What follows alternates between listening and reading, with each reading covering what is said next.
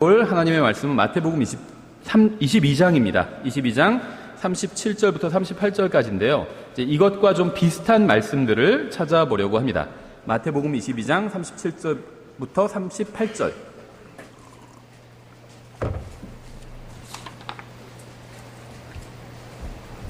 저희가 지금 시리즈 설교를 하고 있는데요. 첫 번째 설교는 당신은 특별하지 않다는 제목과 내용의 설교였죠. 어떤 면에서 특별하지 않냐면 성경에 보면 하나님께서 여러 가지 명령을 하고 계신데 그리스도인에게 하는 명령들은 주로 신약 성경에 나와 있죠. 이 명령들은 우리 중 단 한 사람도 예 없이 다 따르고 지켜야 됩니다. 모이기를 힘쓰라고 그러면 모이기를 힘써야 되고, 하나님 말씀 전하라고 그러면 하나님 말씀 전해야 되고, 성경을 읽으라고 그러면 읽어야 됩니다. 단 한 명도 예외가 없어요.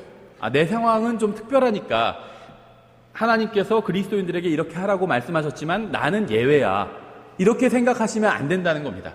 단 한 명도 예외가 될 만큼 특별한 사람은 없다는 겁니다. 그러니까 하나님의 말씀을 지키지 않아도 될 정도로 특별한 사람은 없다는 거예요. 우린 다 하나님의 말씀을 지켜야 됩니다. 하나님께서 그리스도인들은 어떻게 살아야 한다고 말씀하신 것이 있잖아요. 그럼 그대로 살아야 됩니다. 단 한 사람도 예외가 없어요. 내 경우와 내 상황은 특별하기 때문에 그리스도인은 이렇게 살아야 된다고 말씀하셨지만 난 그렇게 살 수가 없어 라고 말할 수 있는 사람은 없다는 겁니다. 하나님의 말씀에서 예외가 될 만큼 특별한 사람은 우리 중에 아무도 없다는 거예요. 두 번째 설교는 뭐였죠? 심은 대로 거두게 된다는 그 설교였죠. 그래서 부 제목이 뭐였냐면 하나님은 조롱당하지 않으신다는 거였어요. 무슨 말이냐면 내가 심지 않은 데서 거두려고 하는 것은 하나님을 조롱하는 겁니다. 그렇죠? 열심히 일해야 더 좋은 결과가 일어날 수 있죠. 보통 예를 들면 학생 같으면 열심히 공부해야 시험 결과가 좋게 나올 수가 있죠. 시험 공부는 하나도 하지 않고 예를 들면 기도만 해요. 열심히. 그럼 어떻게 될까요? 하나님과의 관계는 좋아질 수도 있겠죠. 기도를 열심히 하면. 근데 시험 결과는 좋지 않을 거예요. 그렇죠. 왜냐하면 뿌린 대로 거두게 된다는 것이 하나님의 법칙이기 때문이에요. 자기가 뿌리지도 않고 거두려고 하는 것은요, 하나님을 조롱하는 겁니다. 열심히 일하지 않으면 먹을 게 없는 거예요. 그렇죠. 열심히 일해야 먹을 게 있는 겁니다. 근데 열심히 일하지 않고, 예를 들면 열심히 일하지 않고 수입은 더 많아지기를 원한다면 그건 하나님을 조롱하는 거예요. 수입이 많아지기를 원하면 어떻게 해야 되죠? 열심히 일해야 돼요. 최소한 로또라도 사던가 뭐라도 해야 됩니다. 어떤 사람이 옛날에 그랬다고 하더라고요. 계속 로또에 당첨되게 해달라고 기도했다고 하더라고요. 열심히. 진짜인지 아닌지 모르겠지만 그렇게 너무 열심히 기도했더니 하나님께서 꿈에 나타나셨대요. 그래서 뭐라고 말씀하셨을까요? 로또를 사라고 기도만 하지 말고. 그런데 이건 그냥 웃자고 하는 얘기고 실제로 하나님께서 꿈에 나타나셔서 그렇게 말씀하지는 않으시겠죠. 그러니까는 뿌린 대로 거두는 거예요. 뭘 뿌려야 거둘 게 있죠. 뿌리지도 않고 거두려고 하는 것은요, 이건 하나님을 조롱하는 거예요. 그런데 다른 사람은 다 속일 수 있어도 하나님은 속지 않으십니다. 조롱당하지 않으세요. 내가 하지도 않은 거에서 어떤 결과를 얻으려고 하는 건 하나님을 조롱하려는 것인데 하나님은 조롱당하지 않으신다는 거예요. 우리 인생도 마찬가지예요. 여러분, 그리스도의 심판석에서 주님께 칭찬을 듣고 상급을 받기 원하시나요? 그럼 주님을 위해서 살아야 돼요. 주님을 위해서 전혀 살지 않고 이 세상에선 자기만을 위해서 살아놓고는 그리스도의 심판석에서 그래도 주님께서 뭐라도 하나 주시겠지. 이건요, 이 생각 자체가 하나님을 조롱하고 있는 거예요. 하나님은 조롱당하지 않으십니다. 이게 두 번째였죠. 두 번째 설교였죠. 오늘은 주님은 불가능한 명령을 하지 않으신다는 겁니다. 다시 말하면 주님께서 그리스도인들에게 또 자신의 자녀들에게 하신 명령은 다 실행 가능한 것들이에요. 우리가 할 수 있다는 겁니다. 마태복음 22장 37절과 38절 짧으니까 한번 다 같이 읽어보겠습니다. 자, 시작. 예수님께서 그에게 이르시되 너는 내 마음을 다하고 혼을 다하고 생각을 다하여 주 내 하나님을 사랑하라. 이것이 첫째 가는 큰 명령이요. 아멘. 잠깐 기도하겠습니다. 하나님 아버지, 주님께서 주신 말씀으로 인해서 감사드립니다. 저희가 마음과 생각을 새롭게 해서 정말 주님의 말씀대로 살 수 있도록 도와주시기 원합니다. 예수님의 이름으로 기도드렸습니다. 아멘. 우리는 그리스도인의 영적 건강에 대해서 살펴보고 있습니다. 이사야서 8장 20절에 이렇게 되어 있어요. 그들이 율법과 증언에게 구할지니 만일 그들이 이 말씀에 따라 말하지 아니하면, 그러니까 하나님의 말씀에 따라서 말하지 아니하면 그 까닭은 그들 안에 빛이 없기 때문이니라, 이렇게 되어 있는데요. 저는 성경에 기록된 그대로 믿습니다. 우리는 영적인 문제에 있어서는 하나님을 거부하는 사람의 의견을 듣지 않을 거예요. 영적인 문제에 있어서는 예수 그리스도를 구원자로 믿지 않는 사람의 의견도 듣지 않을 겁니다. 그러니까 뭐 심리학자들이 하는 얘기, 미안하지만 이런 건 다 무시할 겁니다. 세상 무슨 뭐 교육학자들이 하는 얘기 다 무시할 겁니다. 영적 건강에 있어서는 하나님의 말씀만을 기준으로 삼으려고 합니다. 또 우리는 성경이 예수님을 믿고 구원받은 사람의 육체적 건강을 보장해 주지 않는다는 점을 반드시 기억해야 돼요. 이게 굉장히 중요합니다. 그러니까 그 성경은요, 예수님을 누군가 믿으면 그 사람이 이 세상에서 육체적으로 건강하게 살게 되고 또 잘 먹고 잘 살게 된다라고 말씀하신 적이 단 한 번도 없습니다. 이스라엘 백성에겐 그러한 말씀을 하신 적이 있어요. 신약 시대에 그리스도인들에게, 구원받은 사람들에게, 교회에게 예수님을 믿으면, 그래서 예수님을 믿으면 구원받게 되잖아요. 하나님의 자녀가 되죠. 그러면 이 세상에서 잘 먹고 잘 살게 되고 건강하게 살게 된다, 이렇게 말씀하신 적이 없다는 겁니다.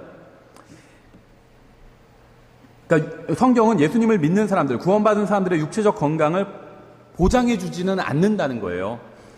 예수님을 믿으면 이 세상에서 육체가 건강해진다고 하는 설교자들이 있죠. 거짓말쟁이들입니다. 거짓말쟁이들이에요. 그러니까 성경을 잘 몰라서 잘못된 얘기를 실수로 할 때도 있죠, 우리도. 그런 경우가 아니에요. 예를 들면 저도 제가 실수로 정확하지 않은 얘기를 할 수도 있죠. 저도 지금 성경 사실 가르친 지가 한 20년이 넘었거든요. 그런데 예전에 가르쳤던 것을 제가 번복한 적들이 있어요. 예전엔 그게 진리라고 믿고 가르쳤는데 나중에 더 성경 공부해 보니까 그게 좀 잘못된 거라서 번복한 적이 있어요. 이건 실수겠죠. 우리가 그럴 때가 있잖아요. 그런데 예수님을 믿으면 이 세상에서 건강하게 잘 살고 병도 다 낫고 그렇게 된다라고 가르치는 설교자들이 있잖아요. 자기가 또 병을 고칠 수 있다, 이렇게 주장하는 설교자들이 있죠. 그 사람들은요, 실수로 그냥 말을 잘못한 것이 아니라 의도적으로 거짓말을 하고 있는 사람들이에요. 주님을 잘 믿는 사람은 육체가 건강해진다고 하는 설교자들은요, 의도적으로 거짓말을 하고 있는 겁니다. 왜냐하면요, 그 사람들은 자신들이 하는 말이 진리가 전혀 아니라는 사실을 잘 알고 있어요. 그러니까 특히 자기가 이제 병 고치는 은사가 있다고 주장하는 사람들이 있죠. 목사들 중에. 그 사람들은 자기가 병 고치는 은사가 없다는 걸 잘 알고 있어요. 왜냐면요, 진짜 자기가 병 고치는 은사가 있다고 생각한다면 병원에 가서 여기 있는 모든 사람들 다 일어나라 할 거 아니에요. 자기 병 고치는 은사가 있다면. 그런데 그렇게 하지 않잖아요. 그렇죠? 특히 그 중에서 정말 더 의도적으로 거짓말하는 사람 누구냐 하면 안경 쓰고 있는 설교자들이에요. 자기 안경 쓰고 있으면서 병 고치는 의사가 있다고 주장하는 사람들. 자기 눈 안경 쓸 필요가 없어요. 그렇죠? 병 고치는 의사가 진짜 있으면. 우리나라에서도 가장 은사가 뛰어나다고 하고 가장 큰 교회 하시는 분도 안경 쓰고 있잖아요. 은사가 없는 거예요. 병 고치는 의사가. 그렇죠? 예, 신약 성경은 구원받은 그리스도인들에게 육체적인 건강은 약속한 적이 없지만 정신적인 건강은 약속하고 있습니다. 영적 건강, 정신적인 건강은 보장해주고 있다는 거예요. 많은 그리스도인들이 영적으로 건강하지 못한 채 살아가고 있어요. 이 세상에 사는 수많은 사람들이요, 영적으로, 정신적으로, 영적으로, 이게 같은 말이에요. 왜냐하면 스피릿이란 말이요, 1차적으로 성경에 보면 영이죠. 근데 이 세상에선 영이라고 번역하지 않고 영한사전 찾아보면 정신이라고 많이 번역하거든요. 근데 그게 완전히 잘못된 번역은 아니에요. 그 의미가 있거든요. 스피릿이란 말이 어떤 정신이라는 의미도 들어가 있어요. 먼저 이제 성경적으로 보면 영이라는 의미가 있지만, 이 세상에 사는 많은 사람들은요, 대부분 다 영적으로 정신적으로 병들어 있습니다. 그런데 문제는 뭐냐면 구원받은 그리스도인들도 영적으로 또 정신적으로 병들어 있다는 거예요. 건강하지 않다는 겁니다. 이제 그런 게 어떤 상태냐면요, 이제 성경에선 슬픈 마음이라는 것이 나오고요, 근심하는 마음이라는 것도 나오고요, 완악한 마음도 나오고 사악한 마음도 나오고 삐뚤어진 마음, 또 연약한 마음, 두 마음을 품은 것, 두 마음, 이런 것들이 나옵니다. 근데 이런 것들이 다 영적으로 정신적으로 병들어 있는 상태예요. 완악한 마음. 그 다음은요, 구원받은 하나님의 자녀들 중에도 완악한 마음을 가진 사람들이 있거든요. 왜 그럴까요? 영적으로 삐뚤어져 있어요. 병들어 있어요. 예. 오늘 우리는 영적 성장에 대해서 굉장히 중요한 말씀을 살펴보려고 합니다. 먼저 우리가 잊지 말아야 될 사실이 있어요. 하나님께서는 불가능한 일을 하라고 명령하신 적이 없다는 겁니다. 신약의 그리스도인들에게 하신 명령은 다 가능한 명령들이에요. 실행 가능한 명령들이에요. 만약 하나님께서 저에게 무엇인가를 하라고 명령하셨다면 제가 그 일을 하는 것이 불가능하도록 막아놓지는 않으신다는 거예요. 비행기 타지 말고 하늘을 날아가라 이렇게 명령하시지 않는다는 겁니다. 그건 불가능하잖아요, 저한테. 그렇죠? 만약 제가 실행할 수 없는 것을 하나님께서 하라고 명령하셨다면 그건 하나님은 불의하고 비이성적인 하나님이 되죠. 하나님께서는 그리스도인들이 실행할 수 있는 것만 명령하셨습니다. 하나님께서는 우리가 할 수 있는 것만 하라고 명령하셨다는 거예요. 하나님께서는 우리가 무엇을 하기를 원하실까요? 주님께서는 우리가 무엇을 하면서 우리의 소중한 인생을 사용하기를 원하실까요? 성경에는 우리가 무엇을 하며 살아야 하는지 기록되어 있어요. 주님께서는 성경을 통해서 우리가 무엇을 하기 원하시는지 밝혀놓으셨습니다. 우리는 성경을 읽으면서 우리를 향한 주님의 명령을 보고 내가 할 수 없는 것이라고 생각할 때가 있지만 이건 완전히 잘못된 생각입니다. 왜냐하면 주님은 우리가 할 수 있는 것만 명령해 놓으셨기 때문이에요. 신약 성경에 교회에게 하시는 명령들은 다 실행 가능한 것들이라는 것이죠. 마태복음 22장 37절 38절 본문에서 이렇게 말씀하고 있죠. 예수님께서 그에게 이르시되 너는 내 마음을 다하고 혼을 다하고 생각을 다하여 주 내 하나님을 사랑하라. 이것이 첫째 가는 큰 명령이요. 이 명령은 마가복음 12장 30절 또 누가복음 10장 27절에서도 반복하고 있습니다. 왜 반복하고 있을까요? 중요하기 때문에 반복하고 있는 거예요. 그렇죠? 우리도 자녀들에게 무슨 얘기를 할 때 중요한 얘기는 계속 반복하잖아요. 이 명령은 10계명의 요약이라고 볼 수 있고요. 모든 율법과 명령의 핵심, 정말 엑기스라고 볼 수가 있습니다. 이 명령은 가장 큰 명령이고 또 모든 명령의 기초이자 근본을 이루는 명령이에요. 무슨 말이냐면 성경에 나온 다른 모든 걸 다 실행한다 할지라도 이 명령을 실행하지 않는다면, 다시 말하면 온 마음과 생각을 다해서 하나님을 사랑하지 않는다면 다른 것을 다 한다 할지라도 그건 아무런 소용이 없다는 겁니다. 이게 가장 기초적이고 모든 명령의 기본을 이루는 명령이기 때문에 하나님께서는 우리에게 모든 생각을 다해서 하나님을 사랑하라고 말씀하셨습니다. 이 말씀에는 우리가 생각을 통제할 수 있다는 것이 포함되어 있어요. 생각을 다해서 하나님을 사랑하라 이렇게 명령하셨죠. 그럼 내가 실제로 내 생각을 다해서 하나님을 사랑할 수 있다는 거예요. 그렇죠. 가능한 것만 명령하셨기 때문에. 그래서 이 말씀에 따르면 우리는 무엇을 전심으로 생각할지 스스로 결정할 수 있다는 겁니다. 나도 모르게 그 생각을 했어. 아니에요. 자기가 그 생각하기를 원했기 때문에 그 생각을 하는 겁니다. 내가 무엇을 생각할지를 스스로 결정하고 통제할 수 있다는 거예요. 저는 우리나라 사람들 중에 수백만 명, 어쩌면 수천만 명이 정신적인 문제를 가지고 있다고 생각을 합니다. 그 이유는 스스로 자기 자신을 잘못된 것에 내어주었기 때문이에요. 포르노나 신성모독적인 것이나 사탄적인 것이나 경건하지 않은 것이나 세상적인 것을 사랑하기로 결정했기 때문입니다. 그러한 것들을 생각하고 내 마음을 쏟기로 결정했기 때문에 영적으로 정신적으로 완전히 병들어 버렸다는 거예요. 사람들이 사랑하고 생각하기로 선택한 것이 사람들의 정신을 병들게 했습니다. 사람들은 정신적으로 병들어 있는데 그것은 단순히 다분히 의도적으로 그렇게 되었다는 거예요. 예를 들면 우리는 우리가 마음과 생각으로 원하는 것을 눈으로 봅니다. 그렇죠. 원하지 않는데 내가 무엇을 본 것 이런 건 거의 없어요. 99%는요 내가 무엇을 본다면 내가 그걸 보기를 원했기 때문에 그걸 보고 있는 겁니다.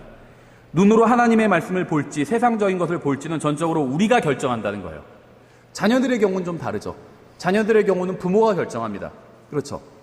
우리 애는요 예전에 어떤 분 그런 분이 있어요. 5살짜리 이제 딸이었는데 우리 애들은 뭐 카드 캡처 첼인가 그 너무 좋아해요. 20년 전에 제가 알던 분이 막 그래요. 왜 그 아이가 그걸 좋아할까요? 그 어머니가 그걸 틀어줬기 때문이에요, 계속. 그러니까 그걸 좋아하죠. 그렇죠. 그러니까 자녀의 경우엔 부모가 원하는 걸 자녀가 보게 됩니다. 그렇죠. 근데 이제 성인의 경우에는 자기가 원하는 걸 보게 돼요. 어쩔 수 없이 보고 싶지 않았는데 할 수 없이 봤다. 이런 거는 거짓말이에요. 그렇죠. 듣는 것도 마찬가지예요. 우리가 원하는 것을 듣습니다. 하나님의 말씀을 들을지 세상적인 것을 들을지는 우리가 결정을 해요. 그렇죠. 하나님을 사랑하고 하나님과 교제를 나눌지, 세상을 사랑하고 죄를 섬길지는 전적으로 우리 자신이 결정한다는 거예요. 우리의 마음을 하나님의 말씀으로 깨끗하게 할지 아니면 죄로 더럽힐지는 다른 사람이 아닌 우리 자신이 결정한다는 겁니다. 하나님께서는 우리가 생각을 다해 하나님을 사랑하기를 원하십니다. 그래서 우리가 은혜 안에서 자라나서 더욱 주님을 사랑하게 되기를 원하시는 거예요. 그래서 우리가 주님을 사랑할수록 더 주님을 사랑하게 됩니다. 주님을 사랑하지 않을수록 더 주님을 사랑하지 않게 돼요. 하나님의 말씀을 사랑할수록 더 말씀을 사랑하게 됩니다. 말씀을 사랑하지 않을수록 더 말씀을 사랑하지 않게 돼요. 그래서 가진 자는 더 가지게 되고 없는 자는 그 있는 것마저도 빼앗기게 된다고 말씀하고 있잖아요. 어떤 사람이 이게 이해가 안 된다고 하더라고요. 그래서 하나님 불의하시다. 왜 가진 사람한테는 더 주시고 조금 있는 사람한테 그 있는 것마저도 뺏어가시냐. 불의하신 것 같다. 이렇게 얘기하는데 그거는 하나님의 어떤 불의하시고 정의로우시고 이런 것에 관한 말씀이 아니에요. 이건 그냥 일어나는 현상에 대한 말씀입니다. 하나님의 말씀을 사랑하는 사람은 더 사랑하게 돼요. 하나님의 말씀대로 사는 사람은 더 말씀대로 살게 됩니다. 가진 자가 더 갖게 돼요. 그렇죠. 근데 하나님의 말씀을 사랑하지 않는 사람은 전에 한번 성경을 읽었다 할지라도 성경을 계속 읽지 않으면 그 읽은 내용도 다 잊어버리게 돼요. 그렇죠. 빼앗기게 돼요. 가지고 있는 것도. 하나님께서는 우리가 생각을 다해서 하나님 사랑하기를 원하시죠. 주님께서는 말씀을 통해서 우리에게 무엇인가를 명령하셨고 우리는 그 명령에 따라 순종하며 살 수 있습니다.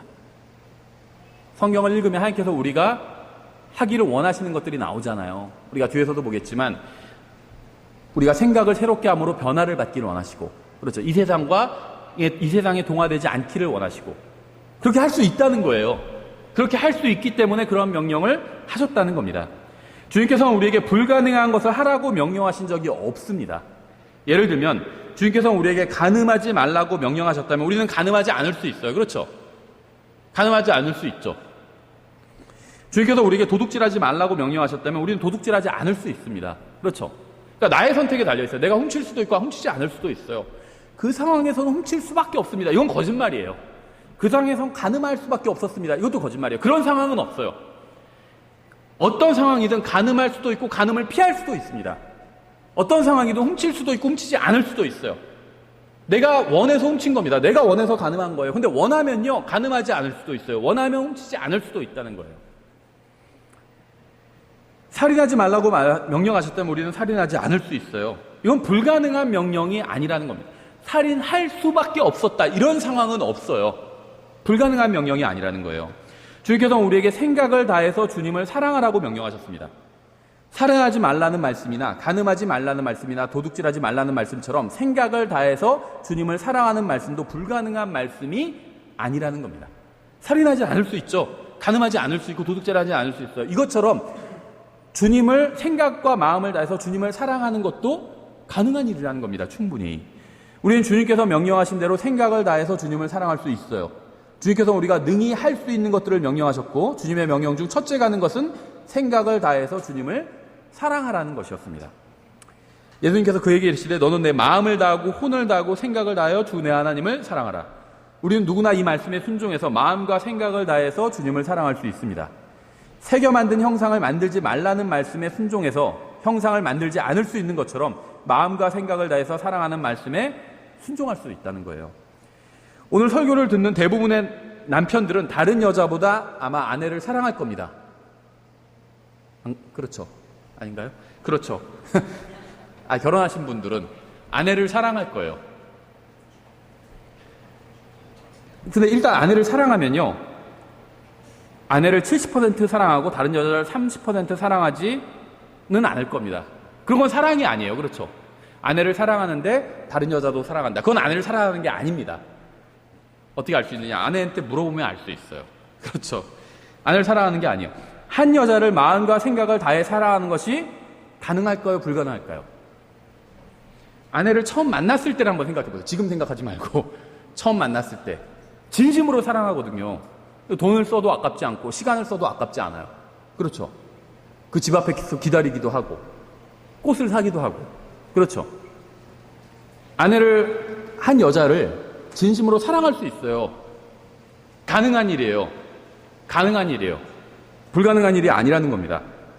한 여자를 마음과 생각을 다해서 사랑하는 것이 가능한 것처럼 한 여자, 어떤 존재잖아요. 어떤 존재를 내 마음과 생각을 다해서 사랑하는 것이 가능한 일이에요. 그것처럼 마음과 생각을 다해서 주님을 사랑하는 것도 가능한 일이라는 겁니다. 마음 한 구석에서는 하나님을 사랑하고 다른 한 구석에서는 주님의 말씀과 반대되는 이 세상 영화를 사랑하고 다른 한 구석에서는 사람들을 어떤 총으로 쏴서 죽이는 게임을 사랑하고 다른 한 구석에서는 이 세상의 음악을 사랑한다면 그것은 마음과 생각을 다해서 하나님을 사랑하는 것이 아닙니다. 하나님도 사랑하고 다른 것도 사랑하는 것은 그건 하나님을 사랑하는 게 아니에요. 내가 아내도 사랑하고 옆집 여자도 사랑하는 건 아내를 사랑하는 게 아닙니다. 그건 아내를 미워하는 거예요, 오히려. 그렇죠? 그러니까 사랑이라는 것은 배타적이에요. 한 사람을 사랑하면 그 사람만 사랑해야 됩니다. 아내를 사랑하면 아내만 사랑해야 돼요. 아내 외에 다른 여자를 사랑하면 그것은 아내를 사랑한 것이 아닌 게 돼요, 오히려. 마찬가지예요. 내가 하나님도 사랑하고 하나님과 반대되는 것도 사랑한다면 그것은 사실 하나님을 사랑하지 않고 있는 겁니다. 예를 들면 게임에 중독된 사람들도 있죠. 무엇인가에 중독된 사람들도 있어요. 왜 그럴까요? 이 세상에서 원인을 다양하게 얘기하겠죠. 근데 저는 그런 건 잘 몰라요. 성경적으로는요, 하나님을 사랑하라는 이 명령에 순종하지 않았기 때문이에요. 그러니까 왜 이 세상 사람들이 왜 병에 걸렸는 줄 아세요? 정신적으로? 대부분의 사람들이 정신병에 걸려 있거든요. 그 강도만 좀 다를 뿐이지. 강도가 심한 사람은 정신병원에 가야 되고 안 심한 사람은 그냥 돌아다니고 있는 거예요. 대부분 정신병에 걸려 있는데요. 구원받은 사람들도 마찬가지예요. 하나님이 아닌 다른 것, 잘못된 걸 사랑하기 때문이에요. 그러니까 왜 하나님을 꼭 사랑하라고 그럴까? 왜 하나님을 사랑하라고 하는 줄 아세요?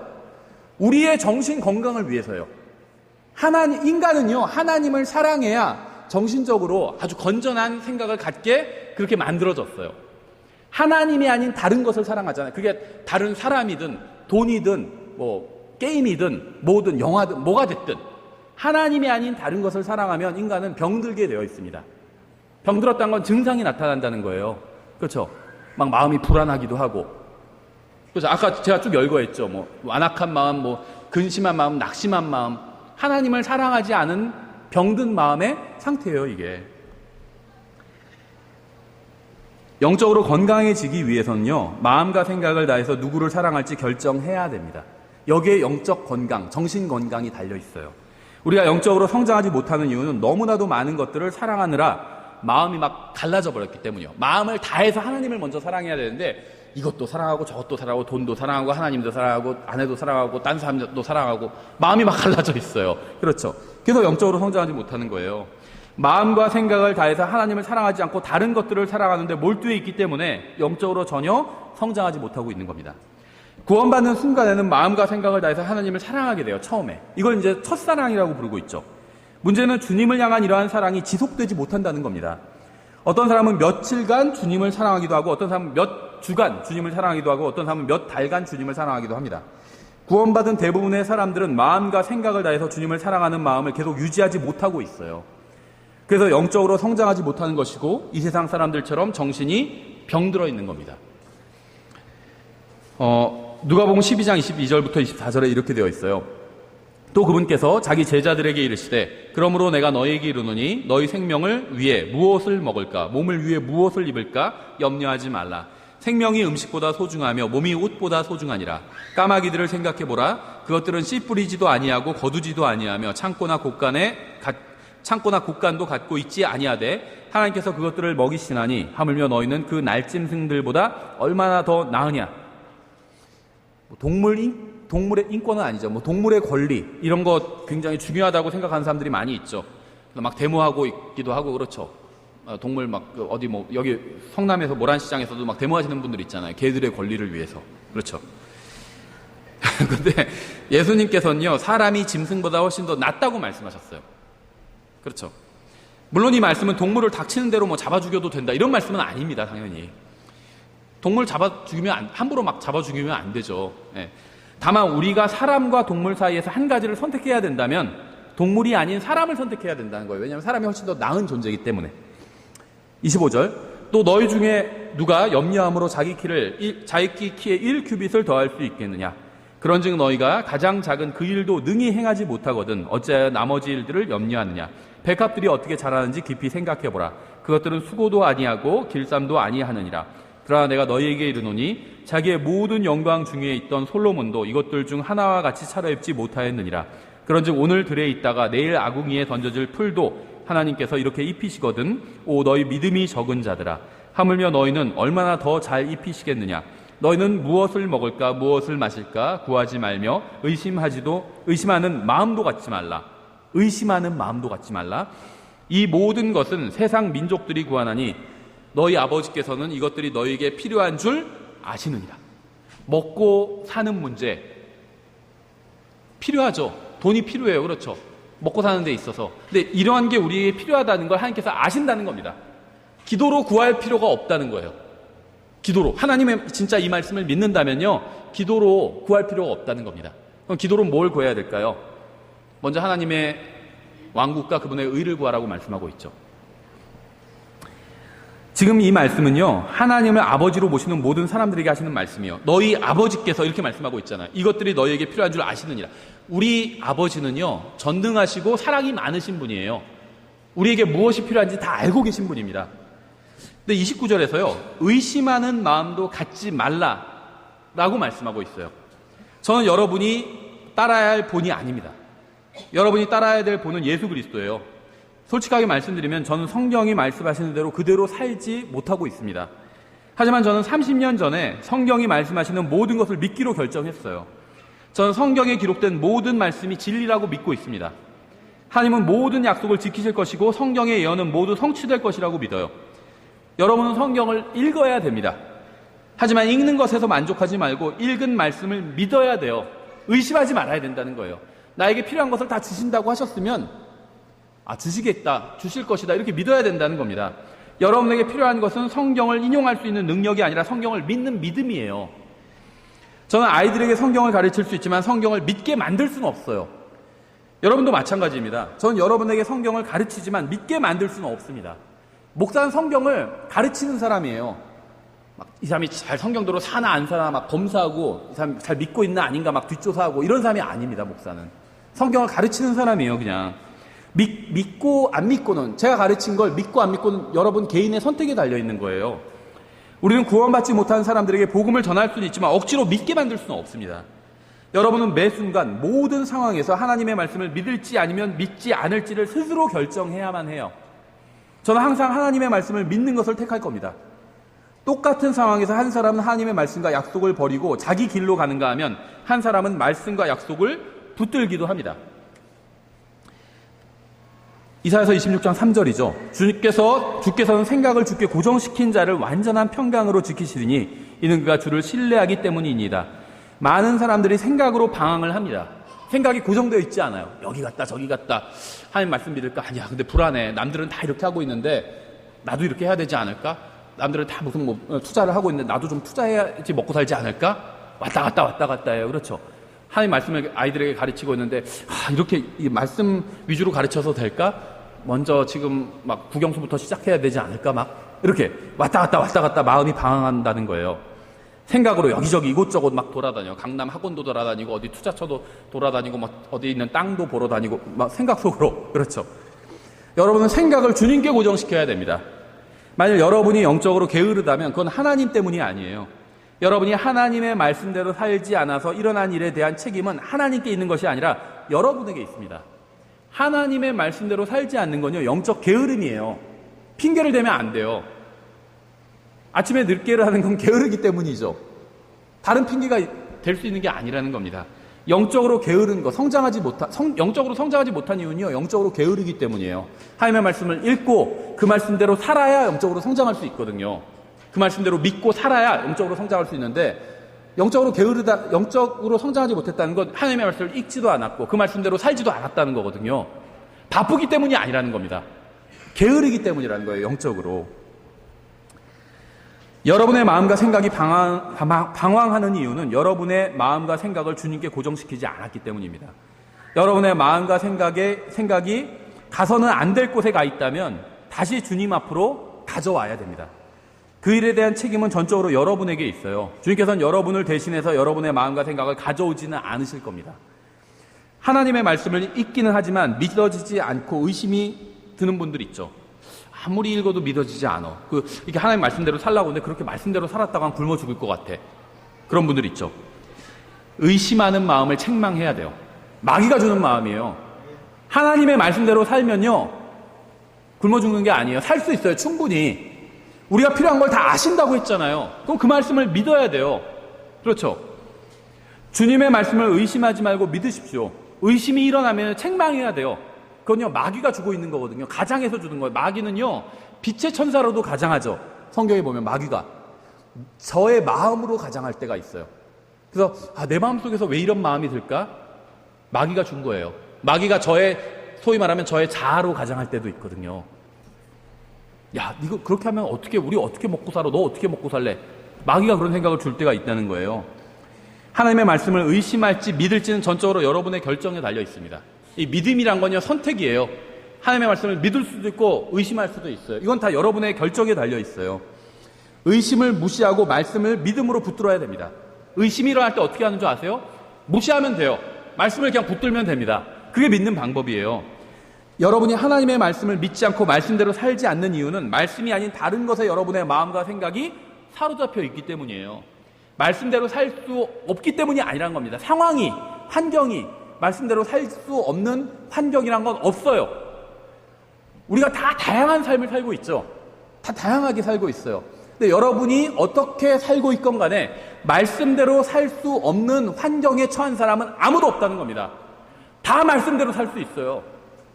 말씀대로 살지 못한다는 건 핑계예요.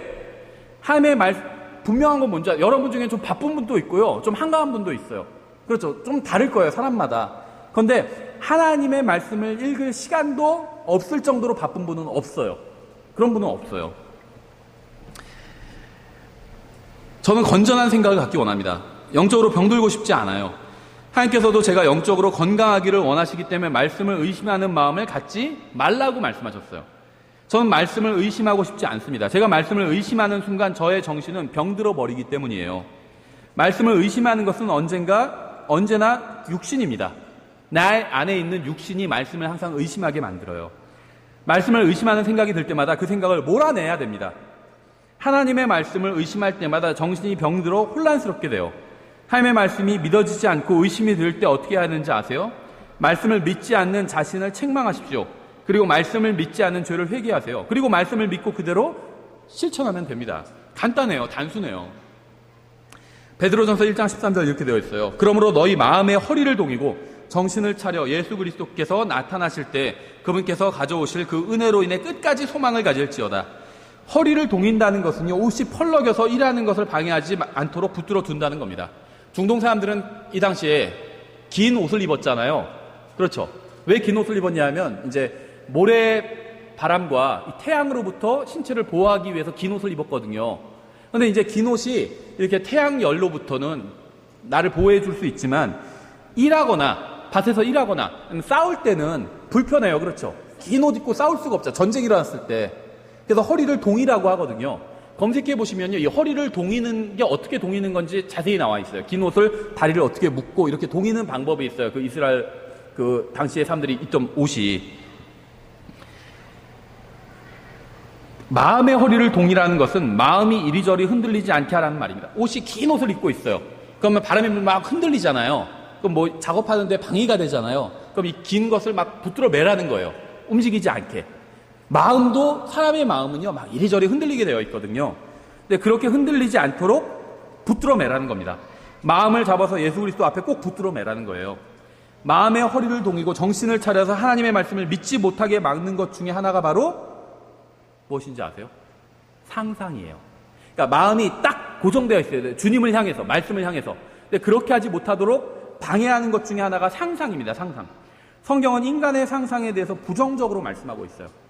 그러니까 상상을 성경에서 찾아보면, 이미지네이션을 찾아보면 다 부정적입니다. 긍정적인 경우가 거의 없어요. 주님께서 우리가 무엇을 상상하는 것을 원하지 않으신다는 겁니다. 말씀대로 그냥 살기를 원하세요. 상상하기를 원하지 않으신다는 거예요. 인간관계를 망치는 주범 중에 하나가 바로 이 상상이에요. 다른 사람의 표정이나 자신의 추측만으로 상상을 하기 때문에 관계가 망가져 버리는 겁니다. 표정을 보니까 좋지 않아. 혹시 나를 미워하는 게 아닌가? 상상하는 거예요. 추측하는 것이고. 그래서 이런 분들 있어요. 저는 그 형제가 왜 그런지 알아요. 어떻게 알아요, 그걸? 자기가 상상해서 아는 거거든요. 저는 그 자매가 왜 그러는지 알아요. 몰라요. 알긴 뭘 알아요. 그렇죠. 아무도 다른 사람의 마음을 알 수 없어요.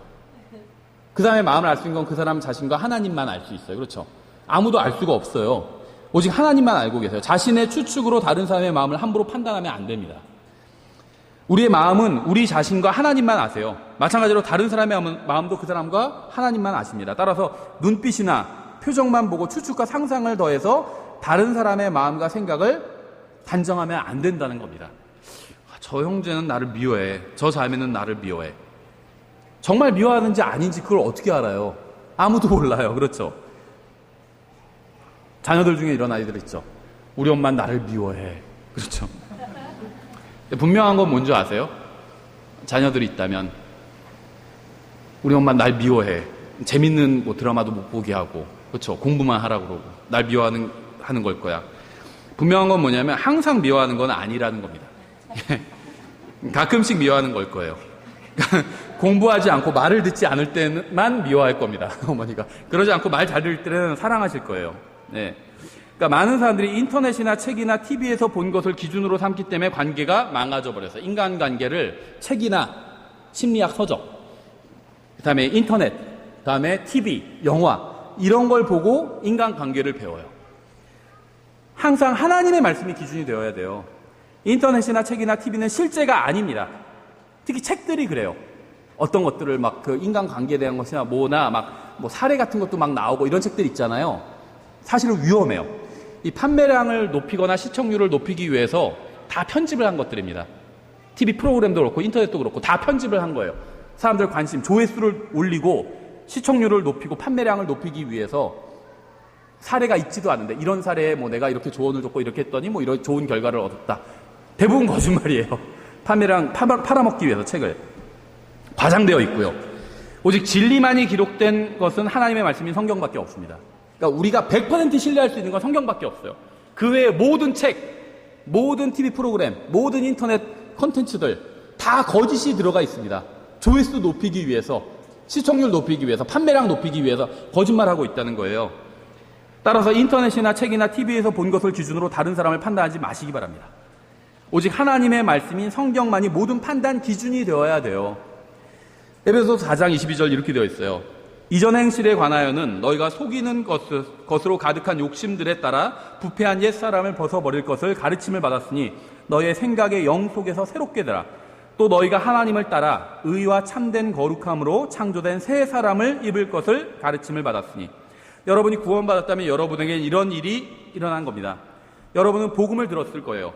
하지만 죄를 그만두고 싶은 마음이 없어서 복음을 받아들이지 않는 사람들도 있죠. 요한복음 16장에 의하면 성령님께서는 죄에 대해서 알게 해주십니다. 사람이 자신이 죄인이라는 사실을 인정하는 것은 모두 성령님의 역사예요. 구원받은 사람들은 모두 마음속에서 일하시는 성령님의 역사를 받아들인 겁니다. 문제는 구원받은 이후에 육신이 다시 튀어나와서 죄에게로 끌고 가려고 한다는 거예요. 예전에 짓던 그 죄가 그립지 않아? 이렇게 육신이 튀어나와서 그런 얘기를 한다는 거예요. 아니, 별로 그립지 않은데 다시는 그 죄를 짓지 않을 거야. 그러면 육신이 다시 이런 얘기를 합니다. 아니, 너는 그 죄가 그리울 걸 생각해봐. 그 죄 지을 때 얼마나 재밌었어. 이럴 때 구원받은 사람들은 어떻게 해야 되는지 아세요? 생각의 영 속에서 새롭게 되어야 돼요. 구원은 받았지만 주님을 떠나고 교회를 떠난 사람들은 새로운 죄를 지으러 떠난 게 아닙니다. 그들은 예전에 짓던 죄를 지으러 떠나는 거예요. 주님과 교회를 떠나는 모든 사람들은 다시 예전의 죄로 돌아갑니다. 술 마시던 사람은요, 다시 술로 돌아가고요. 음행하던 사람은 다시 음행으로 돌아가요. 돈을 쫓던 사람은 다시 돈을 쫓아갑니다. 구원받은 사람이 주님과 교회를 떠나면 새로운 죄가 아닌 옛 죄로 돌아가게 됩니다. 여러분의 육신은 여러분이 구원받기 이전으로 돌아가고 싶어하는 성향을 가지고 있어요. 육신은 구원받기 이전에 즐기던 죄를 다시 즐기고 싶어 합니다. 여러분이 언제 다시 구원받기 전에 죄를 짓게 되는지 아세요? 구원받기 전에 짓던 죄를 생각할 때예요. 거기서 이제 시작이 됩니다. 생각에서 시작이 돼요. 이전에 즐기던 죄를 생각하지 않으면 다시 그 죄에 빠지지 않게 됩니다. 하지만 마음과 생각이 이전에 짓던 죄에게로 향하게 되면 이제 그 죄에 빠지게 되는 것은 시간 문제일 뿐이에요. 실제로 이전에 즐기던 죄를 짓기 전에 이미 마음과 생각이 먼저 그 죄에 빠지게 됩니다. 그래서 주님께서는 우리에게 우리의 생각을 하나님의 말씀에 따라 새롭게 하라고 명령을 하시는 거예요. 여러분이 구원받을 때를 한번 생각해 보세요. 아무도 구원받으라고 구걸하지 않았죠. 여러분은 자신의 마음과 생각으로 예수님을 받아들였어요. 교회에 나온 것도 마찬가지예요. 아무도 구걸하지 않았어요. 정말 교회에 오기 싫었다면 오지 않았을 겁니다. 교회에 나와야겠다는 생각을 가지고 나왔어요. 성경을 읽는 것도 마찬가지요. 아무도 억지로 성경을 읽게 만들 수가 없습니다. 여러분은 성경을 읽어야겠다는 마음과 생각을 가지고 성경을 읽었을 겁니다. 여러분 예수님을 믿고 성경을 읽고 교회에 나왔습니다. 이 모든 것은 하나님께서 원하시는 일이에요. 여러분 이렇게 하나님께서 원하시는 일을 했습니다. 그런데 성경에는 이것 말고도 하나님께서 원하시는 일들이 더 있어요. 여러분이 이미 하나님께서 원하시는 일을 행한 것처럼 앞으로도 하나님께서 원하시는 일을 행할 수가 있습니다. 여러분이 예전의 죄로 돌아가는 것은 마귀 때문이 아니에요. 여러분의 마음이 원하기 때문입니다. 여러분이 마음과 생각을 잘 지킨다면 여러분은 결코 예전의 죄로 돌아가지 않을 겁니다. 여러분은 구원받을 때 영이 다시 태어났어요. 이렇게 새롭게 태어난 영이 가지고 있는 생각을 붙들어야 돼요. 그래야 이전의 죄로 다시 돌아가지 않을 수 있습니다. 빌립보서 2장 1절에 보면 이렇게 되어 있어요. 그러므로 그리스도 안에서 무슨 안위나 사랑의 무슨 위로나 성령의 무슨 교제나 무슨 인정이나 긍휼이 있거든 너희는 같은 생각을 품고 같은 사랑을 가지며 한 마음과 한 생각이 되어 내 기쁨을 성취하라. 어떤 일도 다툼이나 헛된 영광으로 하지 말고 오직 겸손한 생각으로 각각 자기보다 남을 더 낮게 여기며 다른 사람과 경쟁하는 것은 주님의 뜻이 아닙니다. 이 경쟁은요 성경적인 개념이 아니에요. 악한 겁니다. 성경은 죄의 목록 중에 경쟁을 넣어놓고 있어요. 다른 사람보다 자신이 낫다고 생각하는 것은 이건 건전한 생각의 영이 아닙니다. 내가 이 교회에서 가장 영적이고 가장 괜찮은 사람인 것 같아. 이런 생각은요 마귀가 주는 생각이에요. 절대 건전한 생각이 아닙니다. 4절에 각 사람이 자기 일들만 돌아보지 말고 각 사람이 남의 일들도 돌아보라. 너희 안에 이 생각을 품을지니. 이 생각은 어떤 생각이 있냐면요 앞에서 같은 생각을 갖고 같은 사랑을 가지라고 그랬죠. 근데 그러면 같은 생각과 같은 사랑을 가져야 하는데 그게 뭔지 모르잖아요. 지금 그게 무엇인지 설명해 주고 있는 거예요. 너희 안에 이 생각을 품을지니 그것은 그리스도 예수님 안에도 있던 생각이라. 그러니까 우리가 같은 생각과 같은 사랑을 가져야 되는데 어떤 생각과 사랑이냐면 예수님의 생각과 예수님의 사랑을 가지라는 겁니다. 낙심하고 우울한 마음을 가진 이유는 이 세상 그 무엇보다 자신을 사랑하기 때문이에요. 그러니까 이 세상 사람들이 영적으로 정신적으로 병들어 있는 이유는요 자기 자신을 사랑하기 때문입니다. 항상 자기 자신만 생각해요. 그리스도인도 마찬가지예요. 구원받아도 마찬가지예요. 그러니까 구원받았다는 것은 죽어서 하늘나라에 간다. 이것만을 의미한다고 말씀드렸죠. 구원은 쉽게 받아요. 예수님만 믿으면 받을 수 있습니다. 예수님의 십자가 대속을 내가 믿음으로 받아들이기만 하면 나를 위해서 십자가 위에서 예수님께서 피를 흘리고 죽으셨다고 인정하기만 하면 구원받을 수 있어요. 근데 영적인 성장은 다르다는 겁니다. 구원과는 달라요. 구원은 거저받지만 영적인 성장은 절대 거저 일어나지 않아요. 자기 자신을 사랑하면 절대 영적으로 성장할 수 없습니다. 마음이 병들게 돼요. 이건 그리스도인들도 마찬가지예요. 병든 정신을 가진 이유는 세상이 자신을 중심으로 돌아가야 한다고 생각하기 때문이에요. 자신은 이 세상에서 행복하게 살아야 한다고 생각하거나 더 나은 환경에서 살아야 한다고 생각하기 때문에 정신이 병들게 된 겁니다. 다른 사람들은 잘 먹고 잘 사는 것 같은데 나는 왜 그렇지 않지? 나도 행복하게 잘 먹고 잘 살아야 되는데 이렇게 생각하기 때문에 병드는 거예요. 주님께서는 성경 어디에서도요 구원받은 사람은 이 세상에서 항상 행복하게 살게 된다고 하거나 더 나은 환경에서 살게 될 것이라고 말씀하신 적이 없습니다. 나는 더 나은 환경에서 살고자 하는 마음이 있잖아요. 그건 누구나 인간 본성에 다 있거든요. 근데 그것은 인간의 타락한 본성 안에 있는 마음이에요. 성경은요 어디에서도요 구원받은 사람은 이 세상에서 더 나은 환경에서 살아야 된다 이렇게 말씀하신 적이 없어요. 근데 그런 생각을 가지고 있기 때문에 첫 단추부터 잘못 낀 겁니다. 그러니까 내가 더 행복해지지 않고 나의 삶이 더 나아지지 않아요. 그러면은 이상하다 이렇게 생각하면 문제에 빠지게 된다는 거예요. 왜냐하면 그건 기준이 아닌데 잘못된 걸 기준으로 세웠어요. 나의 삶은 이 세상에서 더 나아져야 된다. 수입도 더 많아져야 된다. 이렇게 생각한다면 그건 잘못된 기준을 세운 거예요. 그럼 이제 영적으로 병들게 된다는 겁니다. 주님께서 빌립보서 2장에서 무엇이라고 말씀하셨는지 아세요? 건전한 생각을 갖기 위해서는 자신을 사랑하는 것을 그만두어야 된다는 거예요. 주님을 가장 사랑하고 그 다음에 다른 사람을 사랑하면 건강한 마음과 생각을 갖게 됩니다. 나만을 생각하면 비참해져요. 로마서 7장 아시죠? 로마서 7장 맨 마지막에 무엇으로 끝나는지 아세요? 오 나는 비참한 사람이라 이 사망의 몸에서 누가 나를 건져내라. 이것으로 끝나요. 근데 로마서 7장을 보면요. 계속 나 자기 얘기만 하고 있어요. 거의 매 구절마다 나가 아이가 나와요. 항상. 행복한 결혼 생활을 유지하려면 어떻게 해야 되는지 아세요? 자신보다 상대방을 더 사랑하면 됩니다. 행복하게 그리스도인답게 이 세상에서 살려면 어떻게 하면 되는지 아세요? 하나님을 가장 사랑하고요. 다른 사람들을 사랑하면 돼요. 자기를 사랑하면 구원받았든 구원받지 않았든 자기를 사랑하면 자기가 중심에 있으면 불행해져요. 가정생활도 마찬가지예요. 우리 가정에서 제일 사랑하는 게 나다. 그러면 그 가정은 불행해져요. 남편이면 아내를 가장 사랑해야 되고 그 다음에 아이들을 사랑해야 돼요. 아내라면 남편을 가장 사랑하고 그 다음에 아이를 사랑하고 자기를 맨 마지막에 사랑해야 돼요. 맨 끝이 돼야 돼요. 자기가. 그래야지 행복해져요. 자신보다 상대방을 더 사랑하면 행복해집니다. 자신을 사랑하라고 요구하지 말고 먼저 상대방을 사랑하면 됩니다. 당신은 왜 나를 사랑하지 않아? 이렇게 요구하면 안 된다는 거예요. 자기가 먼저 사랑해야 된다는 겁니다. 좋은 친구 관계를 유지하려면 어떻게 해야 되는지 아세요? 자신이 아니라 상대방을 사랑하면 돼요. 행복한 교회 생활을 하려면 어떻게 해야 되는지 아세요? 다른 사람을 나보다 낮게 여기면 됩니다. 생각해 보세요. 어떤 교회 갔더니 다 사람들이 훌륭하고 내가 제일 형편없어요. 그럼 나 같으면 그 교회 다니겠죠. 훌륭한 사람들 잔뜩 있는 교회니까. 근데 어떤 교회 갔더니 다 형편없어요. 그러니까 내가 제일 잘난 것 같아. 그럼 그 교회 다니고 싶지가 않죠. 그렇죠. 다른 사람을 나보다 낮게 여기면, 더 나은 사람이라고 여기면요, 교회 생활이 행복해져요. 누가 교회를 떠나는지 아세요? 자신이 다른 사람보다 훨씬 잘났다고 생각하면 교회를 떠나게 됩니다. 그렇죠? 이사 가서 떠나게 되고 이런 거 말고, 어디 출장 가서 떠나게 되고 이런 거 말고 그냥 교회에 불만을 품고 떠나는 경우들이 있잖아요.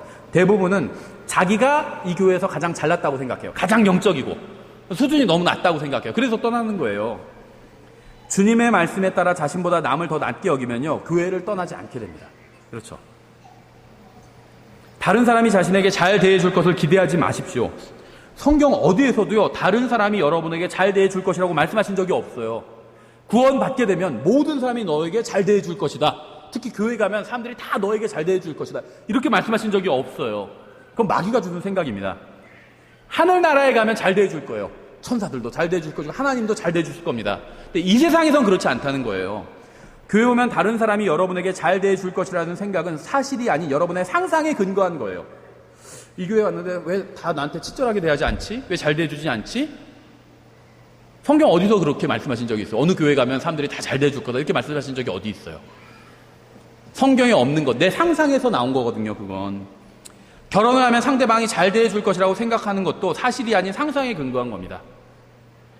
그러니까 결혼을 하는 이유가, 아직 결혼 안 하신 분들 있죠? 저도 결혼하기 전에 누가 이런 거 알려줬으면 참 좋았을 텐데 이런 생각을 하는데요. 결혼을 할 때 결혼하면 내가 편해지고 상대방이 나를 아주 잘 대해주고 이럴 것이다, 이런 생각을 갖고 있다면 결혼하지 마세요. 잘못 생각하고 있는 거예요. 착각하고 있는 거예요. 전혀 사실이 아니에요. 내가 잘 대해주고 싶다, 상대방을 내가 섬기고 싶다, 그런 마음이 있을 때 결혼하세요. 그래야지 행복한 결혼 생활이 될 수가 있어요. 내가 섬김을 받고 싶다, 그런 분은 결혼하면 안 돼요. 전혀 그런 일은 일어나지 않을 것이기 때문이에요.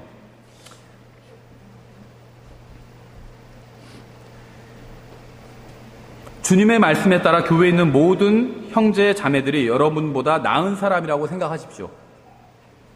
그게 사실이에요. 여러분보다 못한 사람은 아무도 없어요.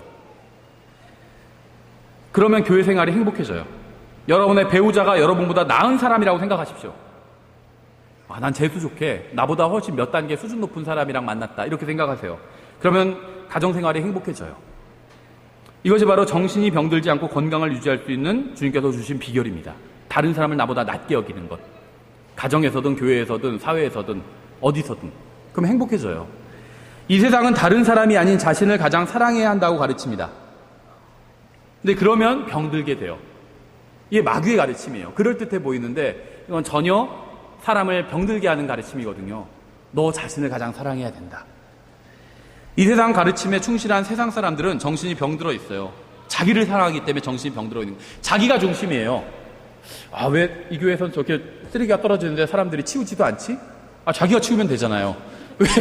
왜 자기는 대접받아야 되고 자기를 중심으로 사람들이 막 대접해줘야 되고 왜 그렇게 생각을 해요? 주님을 가장 사랑하고 다른 사람을 다음으로 사랑해야 됩니다. 자신을 가장 사랑하면 정신이 병들어 버려요. 영적으로 성장하지 못하고 있다는 생각이 드세요? 마음이 괴로우신가요? 지금 혹시 마음이 너무 괴롭다, 난 낙담되어 있다, 이런 분이 있나요? 자신을 사랑하는 걸 멈춰야 돼요. 주님을 사랑하고 다른 사람을 사랑하기 시작해 보십시오. 영적인 질병이 즉시 낫게 될 것입니다. 여러분이 건강이 있죠? 또 재산이 있는 분들도 있어요. 시간이 있는 분들도 있어요. 왜 이런 게 여러분에게 있는 줄 아세요? 그것으로 하나님을 섬기고 다른 사람을 섬기라고 주신 거예요. 자랑하라고 주신 게 아니라는 거예요. 난 이렇게 돈 많다, 난 이런 재능이 있다, 자랑하라고 주신 게 아니야. 그걸로 다른 사람을 섬기라고 주신 거예요. 다른 사람을 사랑하고 다른 사람을 섬기잖아요. 영적인 질병이 즉시 낫게 됩니다. 자기 자신에게만 집중하잖아요. 영적으로 병이 들게 돼요. 우리는 어떤 생각을 가져야 될까요? 그리스도 예수님 안에 있던 생각을 가져야 됩니다. 예수님 안에는 어떤 생각이 있었을까요? 예수님 안에는요, 다른 사람을 자신보다 낮게 여기는 생각이 있었어요. 그래서 예수님은요, 우리를 위해서 죄인이 되신 거예요. 근데 사실은 성경에는 예수님이 우리를 위해서 죄인이 되셨다는 말씀은 없어요. 성경은요, 예수님이 우리를 위해서 죄가 되셨다고 말씀하고 있어요. 죄는 미워해도 사람은 미워하지 말라, 이런 말이 있잖아요. 그렇죠? 어떤 사람이 도둑질을 했어요. 그러면 그거 잘못된 거죠. 근데 얘기를 들어보니까 예를 들면 일주일을 굶었어요. 그래서 빵을 훔쳤어요. 그러면 도둑질은 잘못된 거지만 이해는 되죠. 아, 훔칠 수밖에 없었겠다, 정말 불쌍하구나, 이해는 돼요. 그렇죠? 죄는 나쁜 거지만 사람은 이해해 줄 수가 있어요. 그런데 예수님은요, 죄인이 아니라, 죄를 지은 사람이 아니라 죄 자체가 되셨어요. 우리를 위해서. 그렇죠? 그래서 예수님은 자기가 죄가 되셨기 때문에 이 세상에서 십자가에서 단 한 사람만 죽어야 된다면 그건 바로 자기라고 생각하신 겁니다. 그렇죠? 그래서 예수님께서 우리를 대신해서 십자가 위에서 죽어주신 거예요. 다른 사람을, 예수님은 창조자 하나님이셨지만 창조물보다 자기가 못한 존재라고 여기시고 십자가에, 모든 창조물을 대신해서 십자가에 오르신 거예요. 이게 예수님 안에 있던 생각이었습니다. 다른 사람을 위해서 자신의 생명을 포기하는 마음, 이게 예수님의 마음이었어요. 이 마음을 가지면 행복해질 수 있어요. 왜냐인 줄 아세요? 여러분이 무엇을 포기해도요, 사실 여러분 포기할 수가 없어요. 그래서 우리가 포기할 수 있는 거예요. 이게 무슨 말이냐면요, 내가 주님을 위해서, 다른 사람을 위해서 생명을 포기하죠. 인생을 포기하죠. 근데 내가 생명을 버린다고 해서 내가 생명을 버릴 수 있는 게 아니에요. 그렇죠? 왜냐하면 나에겐 영원한 생명이 있으니까요. 이 세상 삶은 버릴 수 있어도요, 영원한 생명은 버릴 수가 없어요. 그렇죠? 그러니까요, 이 세상 인생, 다른 사람과 주님을 위해서 좀 인생 10년, 20년, 30년, 40년 포기하는 건요, 사실은 별로 대단한 일이 아니에요. 그렇게 큰 이슈가 아니에요. 죽어서 하늘나라에 가보면 제 말에 다 동의하실 거예요. 지금은 괜히 이상한 얘기하고 있어, 이렇게 생각하실지 몰라도 나중에 다 동의하실 거예요. 하나님의 말씀에 순종하고 말씀대로 살려는 마음이 예수님 안에 들어있었습니다. 다른 사람들을 위해서, 자신을 십자가 위해서 희생하려는 마음이 예수님 안에 들어있었어요. 데살로니가후서 2장 1절부터 3절에 이렇게 되어 있어요. 형제들아, 우리 주 예수 그리스도의 오심과 우리가 그분께로 함께 모이는 것으로 말미암아 이제 우리가 너에게 간청하노니 너는 영으로나 말로나 혹은 우리에게서 왔다는 편지로나 그리스도의 날이 가까이 이르렀다 해서 쉽게 마음이 흔들리거나 불안해하지 말라. 아무도 어떤 방법으로든 너희를 속이지 못하게 하라. 먼저 떨어져 나가는 일이 일어나고 저 죄의 사람 곧 멸망의 아들이 드러나지 아니하면 그날이 이르지 아니하리라. 구원받은 사람들의 마음이 흔들렸는데 그 이유는 주님의 재림에 관한 바른 교리를 모르고 있었기 때문이었습니다. 잘못된 교리는 마음을 흔들어 놓을 수 있어요. 특히 휴거와 재림에 관한 잘못된 교리는 더 그렇습니다. 따라서 우리는 바른 교리를 공부해야 돼요. 앞으로 인류는 대환란이라는 전무후무한 고통의 때를 맞이하게 될 겁니다. 저는 구원받았기 때문에 대환란을 통과하지 않고 환란이 시작되기 전에 들림받아 올라가서 주님과 함께 영원히 함께 있게 될 것입니다. 따라서 저는 무슨 일이 일어나건 누가 무슨 말을 하건 흔들리지 않아요. 휴거와 재림에 관해서 바른 교리와 믿음을 가지고 있어야 마음이 흔들리지 않게 됩니다. 오늘날 주님의 재림에 관한 엉터리 같은 예언들이 판치고 있어요. 하나님의 말씀은 탁자 위에 놓인 채 우리를 향해서 나를 읽지 않겠는가, 이렇게 권면하고 있습니다. 우리가 엉터리 같은 예언이나 뉴스가 아닌 하나님의 말씀을 붙든다면 우리의 마음은 흔들리지 않을 거예요. 히브리서 12장 1절 이렇게 되어 있어요. 그러므로 증인들이 이렇게 큰 구름을 이루며 또한 우리를 둘러싸고 있으니 모든 무거운 것과 너무 쉽게 우리를 얽어매는 죄를 우리가 떨쳐버리고 인내로 우리 앞에 놓인 경주를 달리며. 그리스도인은요, 마라톤 선수와 같습니다. 단거리 선수가 아니에요. 인생이라는 30년, 40년 긴 장거리를 달리는 마라톤 선수와 같아요. 근데 죄는요, 우리를 얽어매고 있고 무거운 짐이에요. 그렇죠? 마라톤 선수가 어떤 복장을 하고 있는지 아세요? 정말로 가볍고 얇은 바지와 윗도리만 입고 있어요. 그렇죠? 휴대폰 차고 무슨 가방 들고 이러고 뛰는 사람은 아무도 없습니다. 그렇죠? 아무것도 든 게 없어요. 우리가 그래야 된다는 거예요. 죄는요, 우리가 달리는 걸, 경주하는 걸 방해한다는 겁니다. 우리의 믿음의 창시자요 또 완성자이신 예수님을 바라보자. 그분께서는 자기 앞에 놓인 기쁨으로 인해 십자가를 견디사 그 수치를 멸시하시더니 이제 하나님의 왕자 오른편에 앉으셨느니라. 죄인들이 자기를 대적하여 이처럼 거역한 것을 견뎌내신 분을 깊이 생각할지니 이것은 너희가 너희 생각 속에서 지치고 기진하지 아니하게 하려 함이라. 우리 육신의 몸이 지치고 기진하게 된 때가 있죠. 특히 이렇게 더울 때는 더 그래요. 그렇죠? 육신의 몸이 지치고 기진하게 됩니다. 마찬가지로 생각도 지치고 기진하게 될 때가 있다는 거예요. 그게 이제 생각이 병들 때입니다. 우리는 십자가를 견디사 하나님의 오른편에 앉아 계신 예수님을 깊이 생각해야 돼요. 예수님은요, 이 세상에선 십자가에 달리셨습니다. 그런데 죽으시고 묻히시고 부활하시고 승천하시고 나서 하나님의 오른편에 앉아 계세요. 이분을 깊이 생각해야 된다는 거예요. 우리도 예수님처럼 이 세상에서 십자가의 고난을 견디면 예수님과 같은 영광을 받을 수 있게 된다는 거예요. 그렇죠? 그러면 우리가 이 예수님을 생각하면 예수님이 이 세상에 무엇을 하셨고 지금 하늘에 어떻게 앉아 계시는지를 우리가 생각한다면 생각 속에서 지치고 기진하지 않게 될 수 있다는 겁니다. 저는 마음과 생각이 지친 사람들을 많이 봤어요. 구원받은 사람 중에도 그런 사람들이 많이 있습니다. 혹시 여러분 중에도 마음과 생각이 지치고 기진한 분이 있으신가요? 그런 분이 있다면 제가 묻고 싶어요. 혹시 여러분의 마음과 생각을 무겁게 하는 죄를 떨쳐내 버리셨나요? 믿음의 창조자의 완성자이신 예수님을 바라보고 계신가요? 예수님을 바라보고 있는데도 마음과 생각이 지쳐 있나요? 혹시 이 세상과 자신을 바라보고 있는 것은 아닌가요? 죄를 버리고 시선을 예수님께로 고정시키지 않는 한 지치고 기진한 생각과 마음은 결코 회복되지 않을 겁니다. 자신을 바라보는 걸 즉시 그쳐야 돼요. 마음과 생각이 낙심하고 지친 분들은요, 자신과 세상을 바라보는 걸 즉시 그치고요, 예수님을 바라봐야 됩니다. 그래야지 영적인 건강을 회복할 수가 있어요. 세상을 보고 자신을 보면 불안해져요. 난 계속 나이 들어가고 있죠. 늙어가고 있고 힘은 빠져가고 있어요. 그렇죠? 근데 세상을 보면 더 먹고 살기 힘들어져요. 뉴스를 보면 지금 자영업자 중에 5년 내에 80%가 다 망한대요. 먹고 살기도 힘들어져요. 이런 것만 보면요, 이런 것으로 마음이 가득 차 있기 때문에, 세상으로 마음이 가득 차 있기 때문에, 세상에서 먹고 사는 것으로 마음이 가득 차 있기 때문에 지치고 그렇게 되는 거예요. 이럴 땐 예수님을 바라봐야 돼요. 자신과 세상을 바라보는 걸 그만두고 예수님을 바라봐야 돼요. 그래도 세상에서 먹고 살려면, 아니요, 아까 우리 읽었잖아요. 우리에게 필요한 것이 무엇이 필요한지 하나님께서 다 아신대요. 주시겠대요. 매번 밥을 달라고 구하지 않아도 밥을 주시잖아요. 그렇죠? 마찬가지예요. 주신대요. 그걸 믿는 믿음이 필요하다는 거예요. 우리에게는. 이 세상 삶이 대단한 게 아니에요. 전부도 아니에요. 이 세상 삶이. 영원한 삶이 있어요.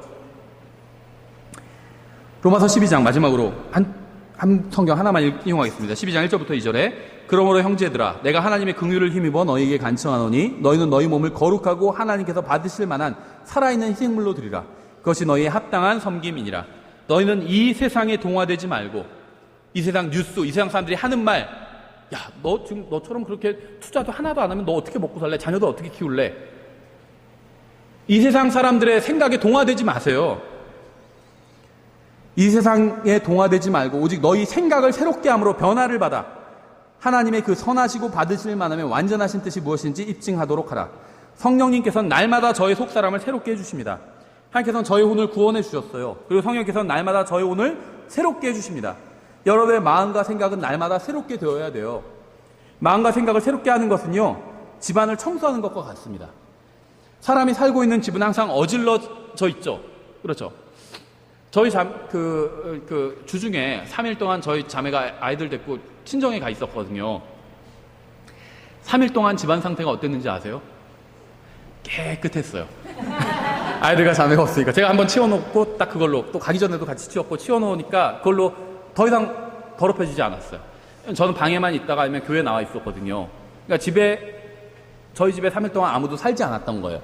청소할 필요가 없어요. 그러니까 사람이 살면, 아이들이 다시 돌아오자마자 하루 만에 난장판이 됐어요, 다시. 그러니까 사람이 살면은 어질러져요. 그렇죠? 그건 당연한 겁니다. 그럼 어떻게 해야 되죠? 청소를 하면 되죠. 걱정할 게 없어요. 어질러져 있으면 다시 청소하면 되고, 또 살다 보면 또 어질러져 있죠. 또 다시 청소하면 됩니다. 우리의 마음과 생각도 마찬가지예요. 우리가 이 세상에 사는 동안에는 항상 마음과 생각이 어질러져 있습니다. 왠지 아세요? 세상 나가서 세상 사람들 만나고 세상적인 얘기 듣고, 그러면 이제 그게 세상적인 얘기를 들으면 내 마음에 쓰레기를 담아온 거예요. 그럼 그걸 치워야 돼요. 뭘로 치워야 될까요? 하나님의 말씀으로 치워야 돼요. 우리는 하나님의 말씀을 가지고 매일 마음과 생각을 청소해서, 마음, 생각, 머리와 생각을 다 치워야 된다는 거예요. 하나님의 말씀으로. 그래서 깨끗한 상태를 유지해야 됩니다. 집안을 자주 청소하지 않으면 먼지와 쓰레기가 쌓이고 나중에 어떻게 되죠? 냄새가 나게 되죠. 우리의 마음도 마찬가지예요. 하나님의 말씀으로 자주 씻어내지 않으면 우리의 마음과 생각은 더러워집니다. 우리의 입에서 불평과 불만과 비방과 험담이 나오는 이유는 말씀으로 마음과 생각을 깨끗하게 청소하지 않았기 때문이에요. 마음이 더러운 사람은요, 그게 입으로 나와요. 입냄새가 난다는 게 아니라 불평, 불만, 험담, 단상 함부로 판단하고 욕하고 이렇게 나온 거예요. 왜 그런 게 나오는 줄 아세요? 그게 마음에 있었기 때문이에요. 그런 게 잔뜩 불평, 불만 이런 게 쓰레기들이에요. 다른 사람과 비교하고, 그렇죠. 이런 것들 하나님의 말씀으로 치워야 돼요. 하나님의 말씀으로 자주 씻어내지 않으면 우리의 마음과 생각은 더러워집니다. 우리는 이 세상에 살면서 온갖 쓰레기를 가지고 마음과 생각을 채우고 있어요. 기도도 하지 않고 성경도 읽지 않고 회개도 하지 않는다면 마음은 더러운 상태 그대로 있게 됩니다. 여러분은 하나님의 말씀으로 마음과 생각을 깨끗하게 청소하셨어요? 아니면 더러운 상태로 그대로 두셨나요? 모든 더러운 것을 마음과 생각에서 몰아내십시오. 하나님의 말씀과 일치하는 것만을 마음과 생각에 남겨두세요. 그러면 여러분은 더 이상 낙심하거나 지치거나 기진하지 않고 영적으로 건강해질 겁니다. 이 세상의 욕심과 정욕과 더러운 것들로 마음과 생각을 채우지 말고 하나님의 말씀으로 채우세요. 계속 말씀으로 채우다 보면 언젠가 영적으로 성장해 있을 겁니다. 여러분의 육체의 건강보다 마음과 생각의 건강이 훨씬 더 중요해요. 우리가 2년마다 한 번씩 정기 검사 받잖아요. 그렇죠? 검진하잖아요. 40세 이상은. 해야 돼요. 영적으로도. 매주, 매일 정기 검진을 해야 돼요. 하나님의 말씀으로. 쭉 이 말씀에 비춰보면 나의 마음과 나의 생활은 건전한가? 병들어 있지는 않은가? 병들어 있다는 게 다른 게 아니에요. 이 세상에서 아무리 잘나고 돈 많이 벌고 좋은 대학 나오고 해도 하나님의 말씀으로 살지 않으면 병들어 있는 거예요. 자기 자신으로 가득 차 있으면 병들어 있는 거예요. 자기가 제일 낫다고 생각한다면 병들어 있는 거예요. 자기만을 위해서 살겠다고 생각한다면 그건 병들어 있는 거예요. 왜냐하면 그 결과는 이제 나오게 돼요. 그 증상이. 처음에 잘 모를 수도 있어요. 자기만을 위해서 살아도 더 행복한 것 같죠? 나중에 증상이 나와요. 지치고 낙심하고 불평하게 되고 희망을 잃게 돼요. 증상이 나오게 돼요. 손에 더러운 것이 묻으면 비누로 깨끗하게 씻는 것처럼 이 세상에 더러운 모든 것을 말씀으로 씻어내야 돼요. 매일 밖에서 외출하고 나오면 우리 아이들한테 씻으라고 가르치죠. 매일 매순간 하나님의 말씀으로 씻어야 돼요. 그러면 건강한 정신을 소유하게 된다는 겁니다. 기도하겠습니다.